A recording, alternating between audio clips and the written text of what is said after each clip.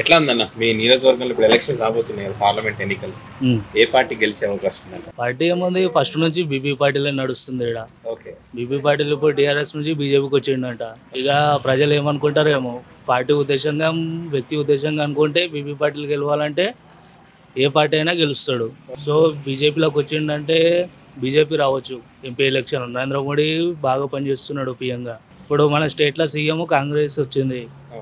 So Congress ఇప్పుడు కొంచెం అంతా మంచిగా చేస్తలేరు, మొత్తం ఇదైంది. సో ఫస్ట్ ఛాన్స్ ఇప్పుడు పిఎంకి ఇచ్చి నరేంద్ర మోడీకి ఇస్తారేమో అనుకుంటున్నా. అన్న నమస్తే. నమస్తే అండి. తెలంగాణ రాష్ట్రంలో మామూలుగా అసెంబ్లీ ఎన్నికలు అయిపోయినాయి, ఇప్పుడు పార్లమెంట్ ఎన్నికలు రాబోతున్నాయి. సో మీ జహీరాబాద్ పార్లమెంట్ పరిధిలో ఏ పార్టీ గెలిచే అవకాశం ఉందా? ఏ పార్టీ అని అంటే ప్రస్తుతానికైతే 100కు 100 కాదు 200% జహీరాబాద్లో బీజేపీ గెలవబోతుంది ఈసారి. ఎందుకని అంత పక్కగా చెప్తున్నారు? ఎందుకని అంటే నరేంద్ర మోడీ చేసిన పనులు అలాంటివి. నిన్నటికి మొన్న మన రామ్ మందిర్ చారిత్రాత్మక నిర్ణయం అది. ఇప్పటి వరకు ఎంతోమంది ప్రధానులు ఉన్నారు, కానీ ఇంత నిర్ణయం ఎవరు కూడా తీసుకోలేరు. ఇంత పెద్ద నిర్ణయం తీసుకోవడం నరేంద్ర మోడీ వల్లనే సాధ్యం. అది నరేంద్ర మోడీకి సాధ్యం. అంటే అదొక్క కారణం చేతనే అంటారా? అదొక్కటి చాలు హిందువులకు. రామ్ మందిర్ నిర్మాణం 100% బీజేపీ గెలుస్తుంది. అదొక్క బేస్ చాలు. అన్న ఏం చేస్తుంటారు? నేను బిజినెస్ మ్యాన్ అండి.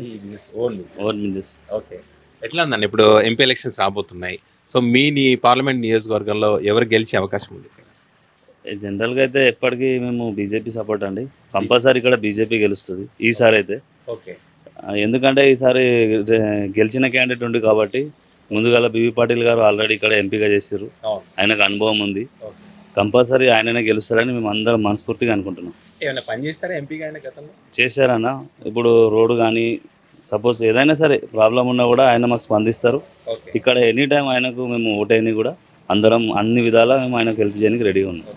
అంటే అందుబాటులో ఉంటారా ఎంపీ గారు? ఇక్కడ ఉంటారండి, ఎందుకు ఉండరు, ప్రతి దానికి మాకు అందుబాటులో ఉంటారు. ఆయన ఆల్రెడీ గెలిచిన క్యాండిడేట్ ఉండి ఆయనకు తెలుసు జైరాబాద్ అంటే ఏంటిది, ఏం కావాలి జైరాబాద్కు, ఎట్లా వస్తే జైరాబాద్ ఏం డెవలప్ అవుతుంది ఆయనకు అన్నీ తెలుసు. మేము చెప్పాల్సిన అవసరం లేదు, ఆయన ఆల్రెడీ ఎంపీగా గెలిచి ఇక్కడ ఉన్నారు కాబట్టి అదే విధంగా మేము ఆయన కూడా సపోర్ట్ చేద్దాం అనుకుంటున్నాం. ఓకే, ఇప్పుడు కాంగ్రెస్ పార్టీ నుంచి సురేష్ ఆయన పోటీ చేస్తారని చెప్పి అంటున్నారు కదా, సో ఆయన ఎఫెక్ట్ అని ఉంటుందా? కాంగ్రెస్ పార్టీ ఆల్రెడీ లోకల్గా ఎమ్మెల్యే పరంగా అయితే గట్టిగా ఉండవచ్చు, కానీ ఎంపీ పరంగా మోడీ హవా నడుస్తుంది మీకు తెలుసు ఆల్రెడీ. మోడీ హవా నడుస్తుంది కాబట్టి ఎవరు కూడా ఆయన వైపు చూడకొచ్చారు. మొత్తం పబ్లిక్ అంతా బీజేపీ వైపే చూస్తుంది. అన్న ఏం పేరు? కృష్ణకాంత్ అన్న నా పేరు. ఏం చేస్తుంటారు? నేను వ్యవసాయం చేస్తాను. వ్యవసాయం. ఎట్లా ఉండబోతుంది అన్న ఇప్పుడు ఎంపీ ఎలక్షన్స్ రాబోతున్నాయి, ఏ పార్టీ అభ్యర్థి ఇక్కడ గెలిచే అవకాశం ఉంటుందంటారు? ఇంకా చెప్పాల్సిన అవసరం లేదన్న, బీజేపీ. ఎందుకని అంతే, నరేంద్ర మోడీని చూసి ఓటేయాలి అంతే. ఓకే, అంటే ఏం నచ్చింది నరేంద్ర మోడీ గారు? నరేంద్ర మోడీ గత 2014 కన్నా ముందు 2014 తర్వాత మీకైతే తెలుస్తూ ఉంటారు, మీరైతే మీడియా ఇంటర్వ్యూ చేస్తూ ఉంటారు. ఇప్పుడు రోడ్లు కానీ అభివృద్ధి కానీ నరేంద్ర మోడీ చేసినట్టు ఏ ప్రభుత్వం చేయలేదు ఇప్పటివరకు. గత 60 సంవత్సరాలుగా కాంగ్రెస్ ఏం చేసింది అనేది మొత్తం స్కామ్లే, A to Z స్కామ్లు. నరేంద్ర మోడీ ఒక్క స్కామ్ లేదు, ఎక్కడ పోయినా సూపర్గా చేస్తుంది నరేంద్ర మోడీ ప్రభుత్వం. అంటే కేవలం నరేంద్ర మోడీ గారి వల్లే గెలుస్తుంది అనుకోవచ్చు? ఇక్కడ లోకల్ గా పార్టీ అభ్యర్థి ఉన్నారు కదా బీబీ పాటిల్ గారు, ఆయన వల్లే? ఆయన సిట్టింగ్ ఎంపీ ఉన్నారు, ఇప్పుడే పార్టీ మారారు, ఇప్పుడు గెలిచే అవకాశం ఉంది. ఎందుకంటే ఆయన చేసిన కొన్ని అభివృద్ధి పనులు ఉన్నాయి.